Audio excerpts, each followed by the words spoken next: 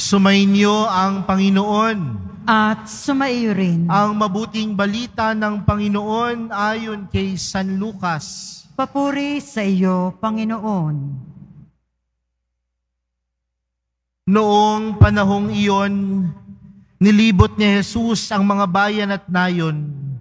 Nangaral siya at nagtuturo ng mabuting balita tungkol sa paghahari ng Diyos. Kasama niya ang 12 at ilang babaeng pinagaling niya sa masasamang espiritu at mga karamdaman. Si Maria, na tinatawag na Magdalena, mula sa kanya'y 7 demonyo ang pinalayas. Si Juan, asawa ni Kusa, nakatiwala ni Herodes, si Susana at marami pang iba. Ang ari-arian nila ang itinustos nila sa pangangailangan ni Jesus at ng kanyang mga alagad. Ang mabuting balita ng Panginoon. Pinupuri ka namin, Panginoong Heso Kristo. Magsiupo ang lahat. Magandang hapon po sa inyong lahat. Palakpakan po natin ang ating mahal na pong Jesus Nazareno. Natanong na po ba natin sa ating sarili ang tanong na ano ba ang pwede kong may pagmalaki? Ano ba ang pwede kong may pagmalaki? Marahil sasabihin ng ilan, Father, may pagmamalaki ko po na maganda ang aking hanap buhay. May pagmamalaki ko, Father, na nakapagtapos ako ng aking mga anak. May pagmamalaki ko na marangal ang buhay ko. May pagmamalaki ko na marami akong pera.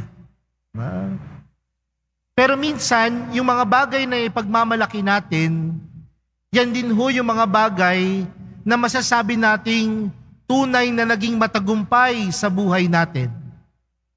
At minsan, ang katagumpayan natin sa buhay natin, minsan nakikita natin sa dami ng ari-arian, sa dami ng pera, sa mataas na pinag-aralan. Diyan natin nasasabi na matagumpay ako eh. Pero mga kapatid, napakaganda ng mensahe sa atin ng ating unang pagbasa para sa araw na ito. At ano ang sinasabi sa atin? Na kung ano man ang meron sa lupang ito, hindi natin mabibitbit sa kabilang buhay. Napakaganda nga ng sabi ni San Pablo, ano man ang kayamanan mo, hindi mo madadala sa hukay yan. Sabi pa ni Pablo, ang pagmamahal sa salapi, ang ugat ng lahat ng kasamaan. Uulitin ko po kasi minsan mali yung pagkakaintindi natin na pera ang ugat sa lahat ng kasamaan. Hindi po ang pera ang ugat sa lahat ng kasamaan. Sabi ni San Pablo, ang pagmamahal o pag-ibig sa salapi ang ugat ng kasamaan. Kaya mga kapatid, kung meron man tayong isang bagay na pwedeng ipagmalaki, hindi ang salapi, hindi ang ating mga ari-arian, hindi ang mga material na bagay na meron tayo, kundi ang pwede nating tunay na ipagmalaki ay ang ating ugnayan sa mahal na pong Jesus Nazareno. Dahil kung meron tayong ugnayan sa mahal na pong Jesus Nazareno, lahat naman pwedeng mangyari. Lahat ng imposible pwedeng maging posible. Ang lahat ng hindi ka panipaniwala ay pwedeng mangyari dahil sa kakayanan at kapangyarihan ng mahal na pong Jesus Nazareno. Sana po kapag napagnilayan natin yung tanong na Ano ba ang pwede kong maipagmalaki? Wag lang sana kung ano yung mga naabot natin sa ating buhay. Wag lang sana yung salapi na naipon natin sa bangko. Wag lang sana yung mga mataas na napag-aralan natin sa eskwelahan.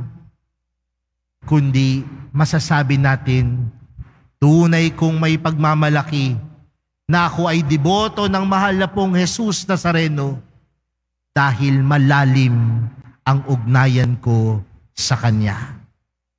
At kung malalim ang ugnayan ko sa Kanya, wala akong dapat ikapangamba, wala akong dapat ikatakot.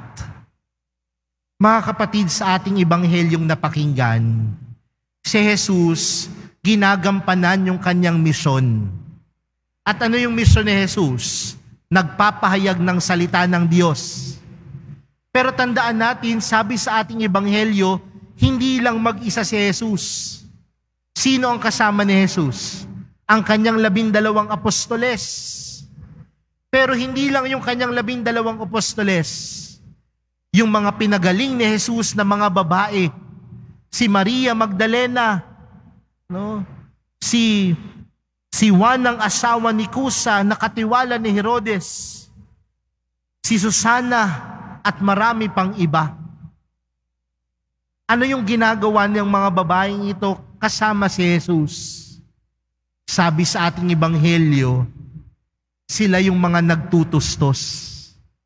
Ibig sabihin, mga nagbabahagi ng kung ano ang meron sila upang magampanan ni Jesus at ng mga alagad ang kanilang misyon. Sa madaling salita, sila yung mga nagbibigay. At siguro isang bagay ito na pwede nating tunay na may pagmalaki. Malalim ang ugnayan ko sa Diyos, ibig sabihin, hindi ako kim-kim, hindi ako sakim. Kung malalim ang aking ugnayan sa Diyos, handa akong tumulong, hindi lang sa simbahan, bagkus handa akong tumulong sa mga tunay na nangangailangan. Dahil kung malalim ang ugnayan mo sa Diyos, hindi ka matatakot mawalan.